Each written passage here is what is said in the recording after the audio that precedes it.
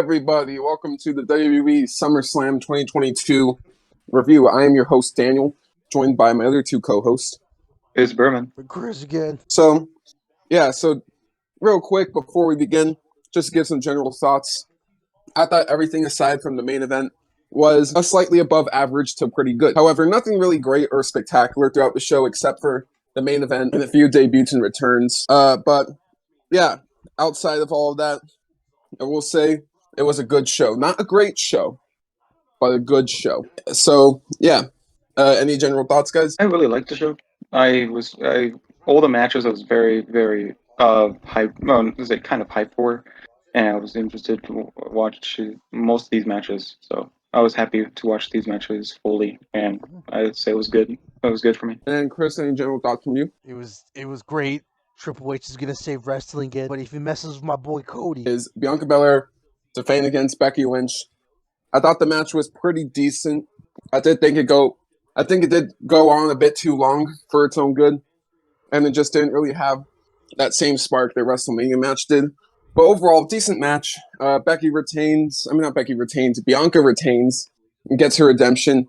And overall, it's a 6 out of 10. We got a crazy, crazy return and 2 debuts. And I'll talk about that after these two give their thoughts on the opener. Yeah, this match I really loved. I liked the two matches they had before, and this was a good retribution, kind of showing that Bianca still can do it at SummerSlam and not get beaten by Becky. So I really love this match. I'd probably give this a 7. It was fairly perfect. A lot of great counters. I loved that leg drop powerbomb counter on the ropes. That was a great counter to it. And there's a bunch of good things in this match. So definitely a 7. and Sorry about that. forgive me. I thought it was fine. There were some good moments. Bianca Belair hit her little finisher, but let's get to the real chase, Daniel. We all know what the big damn reveal is that really saved this match because it was decent. But take it away. Well, that basically gives our thoughts away in the matches. I'm assuming his rating is a 6, but overall, A 5. what happened afterwards? Oh, a 5. Damn. Okay. So after the match, we got the return of Bayley, who has been gone for 14 months to be exact. She got injured in the Hell in a Cell match last year against Bianca Belair for the SmackDown Women's title, but she came back to Raw. And she has Dakota Kai, who was released, but now she has been brought back. And not only brought back, she has made her debut on the main roster. And another person who has been held on NXT for a long time and went through similar trials and tribulations, Io Shirai, who is now going to be known as Io Sky. And very interesting stuff right there. It looks like it's going to be a staple for the Raw Women's division overall. So, that's really all I could say. What are your general thoughts on all that stuff?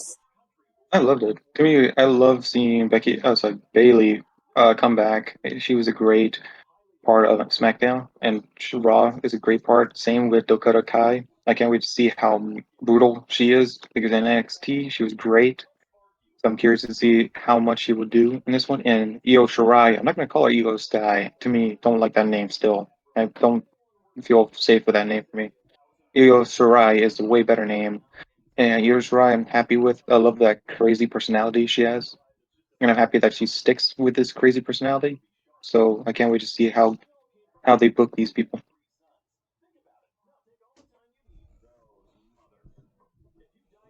Chris, Oh, sorry. Little issues. For what it is, I'm not gonna lie to you guys. I even had to ask Daniel too because I wasn't too familiar with any of these women wrestlers. As you know from the last 4 Horsemen women video, I still haven't edited the thumbnail, but it's fine. But I'm not too familiar with the women's division. I mean, I'm sure I've seen like a couple of matches here and there, but Daniel lost his shit, and that was pretty funny seeing that live.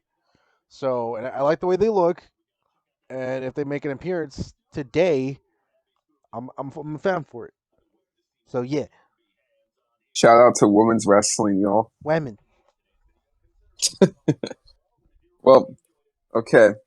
Next up, we go on to the second match, Logan Paul versus The Miz. Now, the wrestling in it is good. I will say that. And Logan Paul does put on a very good performance. However, I have a lot of issues with the overall existence of this match. And when I say that, I don't mean that harshly. I just mean it sincerely. I genuinely just have to say that using Ciampa as a background role and using AJ Styles as a background role, two, great wrestlers, especially AJ Styles, literally one of the best of all time, as background roles. It feels kind of offensive. And honestly, I felt like it would have been wiser if these two just had a separate match completely. AJ versus Ciampa one-on-one would have been very good at SummerSlam. But with all that being said, the wrestling in it was good. I feel like The Miz didn't really do too much, that was different from his usual stuff. But overall, it is what it is. I get that Logan Paul hasn't been around for very long, but the dude has to create moves of his own, for God's sakes. That's really all I have to say. Using moves constantly from Eddie Guerrero, The Miz, and AJ Styles even. So, yeah, let's hope he can find and expand that move set as matches go on. But overall, it seems like, even though it's been quite a rough road for him as a face, he's slowly winning people over in the audience, and that's pretty good. So, yeah, we'll definitely be seeing Logan Paul again. Definitely doubt this will be the last time. Just once again, don't have him take away the spotlight from other people, because that's not what celebrities should really be used for, in my personal opinion. So, yeah, overall, due to me just kind of hating the booking for this match, the table spot was cool. So was a few of the flips that Logan did. But besides all that, I'm going to have to give this a 5.5.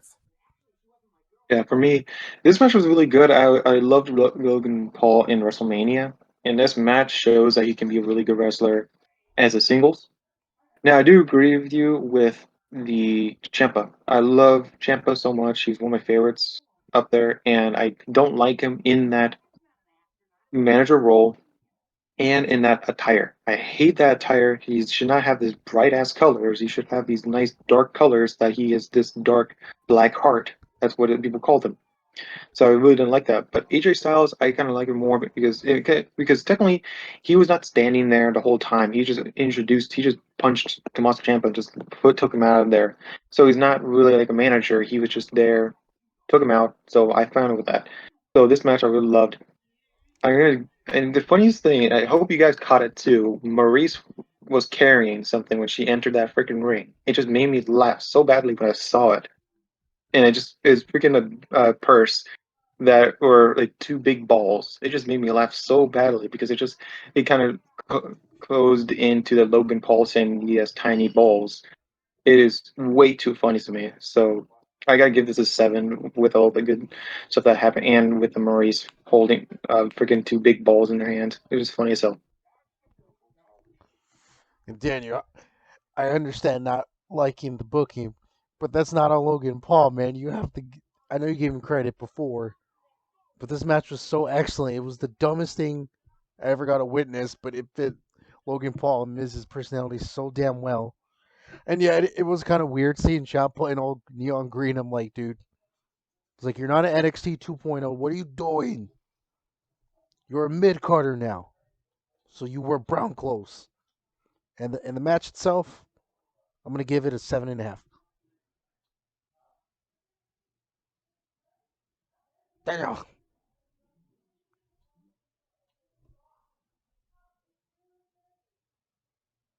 All right, let's just move on to the next match. So the next match was the United States Championship match: Bobby Lashley versus Theory. As Theory winning the Money in Bank. So he came in saying like, "Oh, I can beat Bobby Lashley." And this was a fun match to watch to me. It kind of went on kind of short to me. I kind of wanted to see him like after Bobby Lashley beat him with a great counter. I love that drop kick counter into a military press into the hurt lock. Great counter to it. Then he did the Hurt Lock, tapped out very quickly. It made sense. But I kind of wished All right, I am back. he kind of attacked him more after the match in Bobby Lashley versus Theory match. I kind of wanted him to attack Theory a little bit more, just a spear at least, to say like, oh, he's hurt more, just to have some more fun in that area. But it was not that bad. I think the match was fun, so I probably give this a 6.5 for me. All right. Well, personally, it was very quick. It was less than 5 minutes long. There were some decent little spots and stuff, but we got the job done. Lashley beat Theory's ass. We all knew that Theory was going to try to cash in later. But yeah, it was very quick. I'm going to give this a quick review. I'm going to give it a 6. I'll give it a 5 for 5 minutes because it needed to be done. But 5. Mm-hmm. Well done. Now, we move on to the next match. No disqualification match. The Mysterios versus Judgment Day. Even though I thought it was very dumb that they kept tagging each other despite being no DQ, this match had some fun spots in it, like the dive with the chair. Edge returning was awesome. But with all that being said, this isn't the most memorable contest. I'm going to have to give it a 6.5 out of 10. Yeah, this match was not that bad. I was like kind of wanted to see maybe some blood, but they were saving it for the end, of the main event. So I liked the match. It was not that bad. So I probably give this a 7. I love the Edge comeback with his new attitude, this red trench coat. It's a great style for him. So, and I like this match. So I give this a 7. And honestly, I was expecting a little more, guys. I don't know, for something that was like no DQ.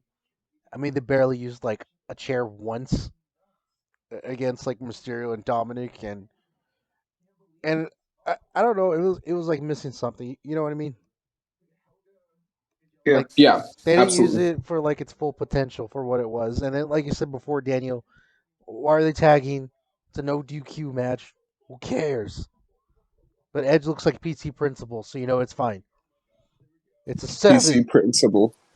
He PC. does. He does look like PC Principal. PC Principal. I'm going to remember that one every time I see him now. All right. Next match was very, very entertaining. Pat McAfee, who did not come out the Seven Nation Army, very disappointed by that, but he came out to acquire St. Bum-ass Corbin, and then doing some melodies, and then it transitioned into his theme song, his new theme song. That was cool, but you can't replace Seven Nation Army, man. Let's just be honest here. Anyways. Overall, this match against Happy Corbin, once again, it was very entertaining. The commentary was very fun as well throughout the night, not just on this match, but throughout the night. And Pat did like a swanton bomb from the top rope. He did some other cool things as well. The ending sunset flip was a little sloppy, but overall, Pat looked great in there. Corbin even wrestled better than usual. Yeah, and overall, I thought this was great. There wasn't anything too crazy, but it didn't need to be. Overall, I'm going to give it a 8 out of 10. Yeah, this match was great. I expected a lot from Pat McAfee and Happy Corbin. I felt first match that Pat McAfee had before against Theory was great, and this match was great too. There was a few things that the sunset flip was a little bit off-putted, but it did work out at the end. That swanton, it was great, and it's not just the swanton, it's the swanton bambini. That's the name of the move, and it's a fucking great name. I love it. It's called the Swanton Bambini. It's just, and I love that, and I love the commentary of this too. I think the commentary with Michael Cole and Corey Graves arguing was so legit to me. I just love the arguing back and forth because one loves Happy Corbin, the other one loves Pat McAfee, so they argue between each other saying, why do you do it? It's like, it's so great. So definitely got to give this an 8 for me too. Yeah, surprisingly, Pat McAfee still has it, which I'm surprised. He's great. I mean, there was that little slip of what was it, the somersault at the Yeah, very end. sunset flip, yeah. I mean, it was a first attempt, so I'm not going to knock the guy, and I probably can't do this anyways in real life, so. And there's many funny spots. It is what it is. It was just filler. So just keep it simple.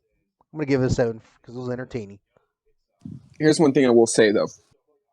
There is being heavily rumored. Corey Graves is returning to wrestle soon. I think this is going to be Pat McAfee's next opponent. I would love that too. I remember watching him in NXT, and I think NXT is a great NXT person. I can't wait to see that if that's actually the case. I'm really happy. Yep. And Corey Graves was not a bad wrestler at all, so that'd be very interesting. You guys send some matches to Chris. Yeah. Now, this next match, I gotta admit it, man. I was underwhelmed. It was still a good match, but it just was not as good as I expected it to be. The Usos versus the Street Profits, with Jeff Jarrett as the special guest referee. Personally, I think Usos and Street Profits should have been in a steel cage. Could have been a ladder match. Anything, really. A normal match with the special guest referee didn't really sell me. And especially the referee of all people being Jeff Jarrett, which I could care less about. So, yeah, this match didn't really do anything for anybody. The Usos retained. Didn't really feel like it got enough time. But again, it was a good match. It was a good match. Just if you're comparing it to Money in the Bank, you are going to be disappointed in that regard to how good this match really was in comparison to that one. So, that being said, though, I'm glad the Usos retained. Their run has been fantastic, and I want it to continue even longer. I'm going to give this match a 7 out of 10. Yeah, this match, it was kind of disappointing. I would say that I was expecting Jeff Jarrett to do something standoffish, like Sheet or something, but no, he played it very casually, very like strict. People beating people up too much in the corner. I liked how he did that. He was very professional, I would say. So I really liked the match. It was not that bad. It was not. I was expecting a lot more from this match. I was expecting the same thing as the match at. I forgot the one. I think it was at Money in Bank. Maybe I think is it. I would love. I would love to see a little bit more, but it should have been quick and ended, even if. But I think it was a great match, so I could give this a 7 too. That's actually surprising because this match was so mid. Like, what happened between the last event between the Street Profits and the Usos? It was fine for what it was, but like honestly, this match was so like boring. Like I don't know if it was just like the Profits like going all out like in their previous matches, especially with those high dives and whatever. But predictable win for the Usos, but it's like whatever. I'm a little saddened because I thought the rematch was going to be good, so I'm just going to give it like a 6.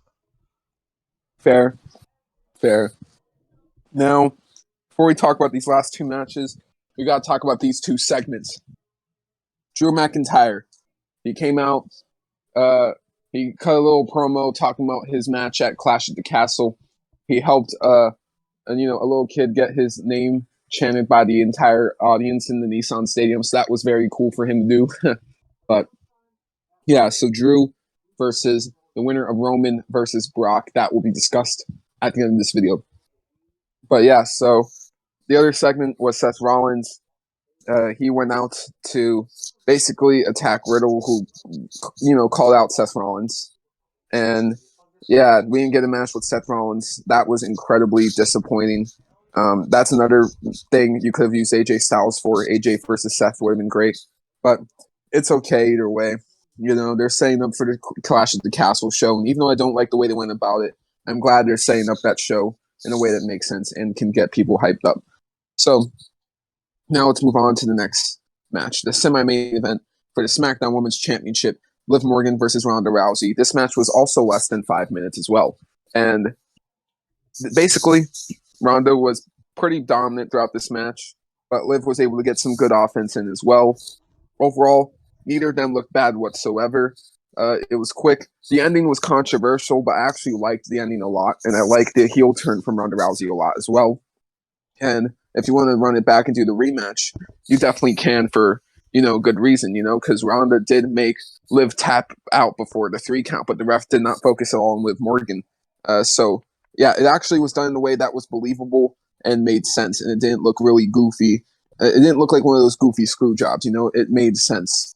So, yeah. Overall, I would give this match a 7 if it was a bit longer, but it was pretty decent again for what it was. Neither of them looked bad at all, so I'm going to give it a 6.5. Yeah, this match was really interesting. I love that, like, pretty much Ronda Rousey was super focused on that arm, and Liv Morgan was kind of on the back foot always, but it was like very interesting in this way they did the armbar submission, tap out, pinfall was really interesting. How they like Ronda Rousey gets pinned 1, 2, 3, but Liv Morgan tapped out before, but the ref didn't know. It's like that was very good, very believable. Then pretty much Ronda Rousey did this heel turn, but more I feel like just more like just she got pissed off. She's really like a screw job has happened to her, and I did love this type of match. It was pretty interesting. It was not like 100% big or anything, but it was good how they did the screw job moment. So I definitely gonna give this a 6.5 for me too. And honestly, same here. It was great storytelling, and for once, the writing made sense, especially for Ronda turning heel, because I don't blame her. I was like, I'm not shaking my opponent's head after almost tapping her out. Like, nah. And Ronda as a heel's better, anyways. I mean, her face stuff isn't the greatest from what I've seen on Twitter. But overall, the match was nice, simple. It got to the point. So I'm going to give it a 6 because it wasn't that bad.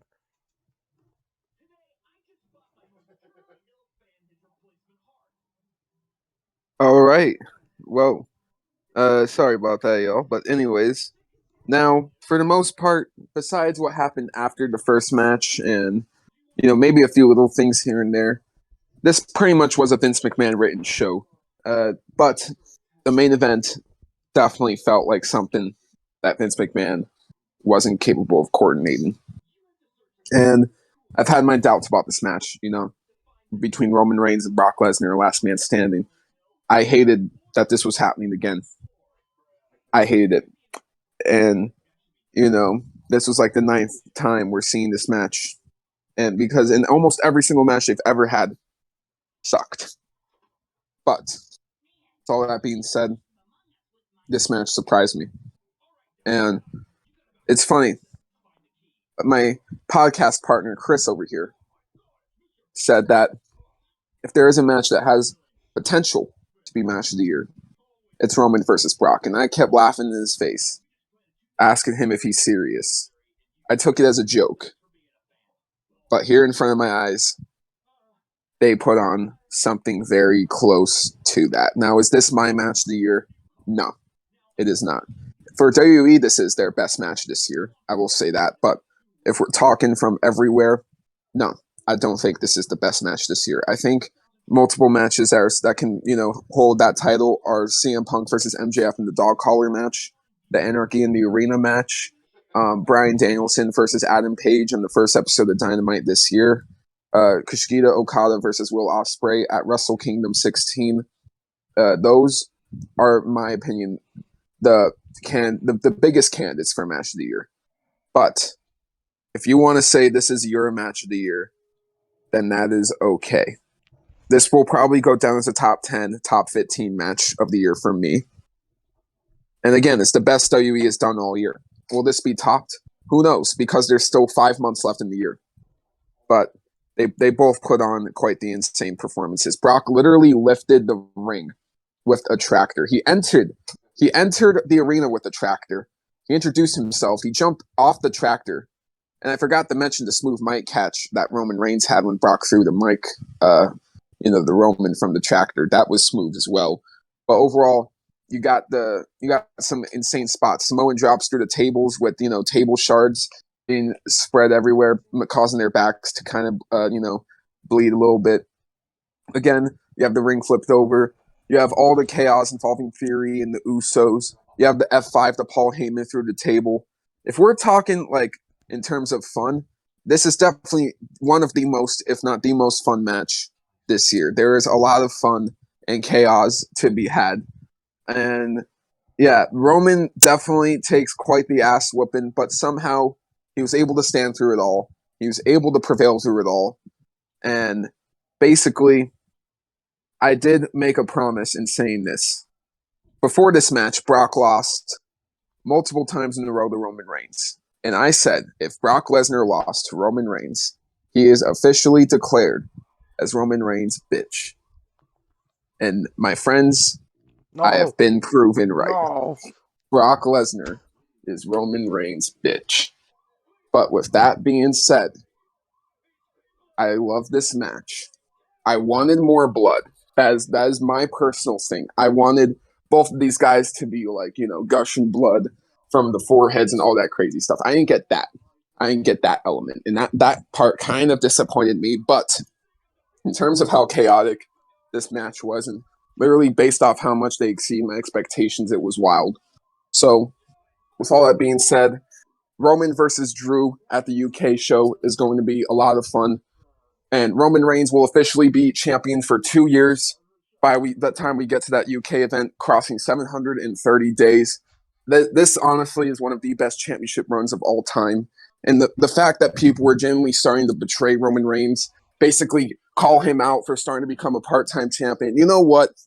This dude's earned it. And I don't give a shit if he only shows up 3, 4, 5 times a year. Every time he shows up, he brings it, and he earns the title for being head of the table.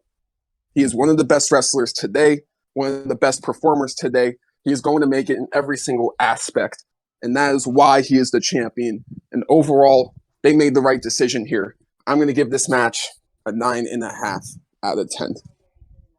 Yeah, this match was amazing, and me and Chris pretty much called it, saying this match is going to be good. It should be exciting to watch, and it should be, because this is a interesting thing, that these two having this great of a match, and how brutal it was, so chaotic, with just tables getting shattered, hitting people with tables, Paul Heyman getting freaking F5. That was really great. And the tractor was the biggest thing. The ring destruction was just incredible. I thought that was probably not going to happen that much, but it freaking just, I was just amazed when I saw that. And all this trying to get Brock Lesnar down was great. I kind of like that Roman Reigns used both titles to hit Brock Lesnar, kind of like a Kenny Omega kind of thing, where he pretty much hit one, didn't go down. His second one, hit again. I was about to say, that's a great call, because I remember Kenny actually doing that in the triple threat last year with Pac and Orange Cassidy at Double or Nothing. Yeah, so I was kind of I was kind of getting the vibe of seeing, like, oh, I said it to myself, like, oh, looks like Kenny Omega doing that. Like, it was very, very similar. Like, he didn't have like 6 titles with him, but like he used 2 titles at least, and then he just buried him, and then he just buried Brock Lesnar in rubble, like all the freaking rubble and stuff. And you could hear Brock Lesnar like really struggling to breathe. It was like, it kind of felt painful to hear Brock Lesnar like this painful, like hard breathing. But I think it was just one of the best matches for WWE this year. So I was really happy. And we didn't talk about that, but the Theory tried, and I say yes, tried to get the Money in Bank and cash it in, but he failed. He hit Roman Reigns in the face with it. And after that, he tried to, but Brock Lesnar F5'd him before anything happened. And then actually, Roman Reigns picked up the briefcase and hit Brock Lesnar with the briefcase too, which is fun. It was interesting. So this match was great. 9.5, 100%. Indeed, it screamed personality. I'm glad, even though Brock lost, at least he go off like he was having fun. At least, like, for once, Brock wasn't doing such a mid performance. And like you said before, guys, there's many spots here and there that were fun, but especially what I was laughing my ass off was when Roman Reigns just hit Austin Theory on the floor for a second time with the Money in the Bank case, and it was like, no, you are not allowed to get up and interfere with this match. And I That don't was know, amazing. and I don't know if you saw this too. It might have just been like a mistake, but funny enough, like one of the Usos, I think I don't know which one it was. They actually helped Brock Lesnar do the German suplex on Roman Reigns. That was actually really funny, and I don't know if that was like intentional or not, but I picked it up during the match, and I'm just like, oh, he forgot. You, But dude. overall, man, it was fun. 9.5. One of the things I have to say is that, yeah, Brock, this is probably the most fun Brock has had since like 2004 in a wrestling match. I've never Fair. seen him this happy wrestling in so goddamn long. Well, it's something else too, and Michael Cole brought this up in the beginning of the match, saying that this is the first time Brock Lesnar was holding in a last man standing match. First time. And Yeah, he was playing as a character that he was fairly fun and happy with. So that makes sense why he was so happy, because he's probably doing a match that he never did before, and two, he's playing a character that has more fun with this. yeah, dude. Man, that match was really insane. I have to give them both credit. But can we never do this match again, please? They're not going to top this. Don't ever do this again. All right, No. we've had our fun. We've had 9 matches between Roman Reigns and Brock Lesnar. Let this be it. That's all I have to say. Can we all agree on that? Yeah. I would say so until some other Hall of Famer comes back. Maybe Edge. I'll be actually okay with Edge versus Roman Reigns again. I would love Edge versus Roman Reigns. Just we've done enough of Roman and Brock, in my opinion. Yeah, just have someone with more moves. I would say. Brock will probably be gone until Mania season, which is fine. Who should fight Brock at Mania? Personally, I actually want him to fight Edge. I think Roman versus Edge, we could do that beforehand if we want. But yeah, I would love to see Brock and Edge actually fight. That'd be very cool. It would definitely work out. I would kind of And want to then, see Cena personally. wait, what do you want? Cena fight Brock. See if it's gonna be like a one-time thing. All right. Well, the last time they fought was 2014, if I remember correctly. It's a squash. Yeah, that basic Oh. SummerSlam squash, and then like the Night of Champions rematch that ended in a DQ. Oh. So But- they deserve something, a new one. Yeah, fair enough. For me personally, part of me would also like to see Randy Orton go after Brock, try to get redemption for that whole SummerSlam 2016 match. Would be cool. But I think Randy Orton really, if he's going to come back, he should focus on Roman Reigns. The man who took him out, yeah, true. Well, yeah. So overall rating for the show, guys, I'm going to give it a 7 out of 10. I give this an 8 out of 10. I loved the show. Most of these matches were just so good to watch. So definitely 8 out of 10. I'll give it All right, 7 and and a then half. 7.5. All right. Well, the next pay-per-view will not be all the way till September. So, guys, be on the lookout for some Who Is Better episodes, some podcasts. We'll all be coming your way soon. We will.